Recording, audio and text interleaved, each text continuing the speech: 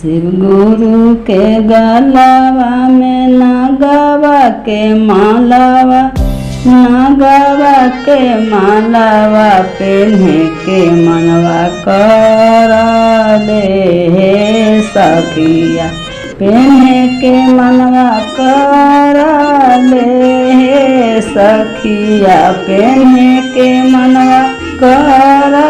ले सखिया, पेन्हे के मनवा करा ले सखिया। शिव गुरु के चरनिया में तीन सुतरवा, तीन सुतरवा जपे के मनवा कर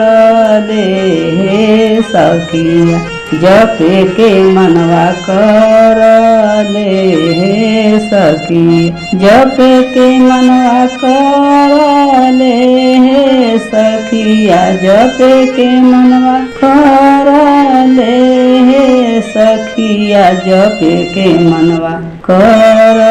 ले सखिया। शिव गुरु के मोहनी सूरतिया से समल सूरतिया देखे के मनवा कर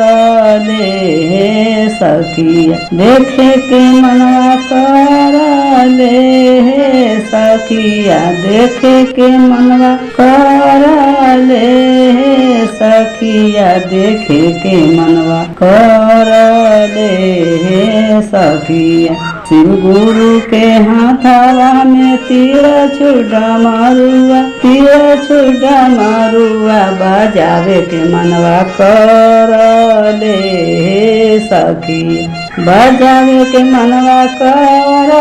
ले सखिया, बजावे के मनवा कर ले सखिया। शिव गुरु के दुआरिया बसहा बैलावा, बसहा बैलावा चरावे के मनवा कर ले सखिया, चरावे के मनवा कर ले सखिया, चरावे के मनवा कर ले सखिया। पहिला में दया मांगम, दोसरा में चारा चार, दोसरा में चारा चार, तीसरा में नाम न परनाम से, तीसरा में नाम न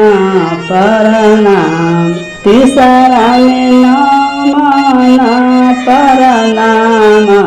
तीसरा में नाम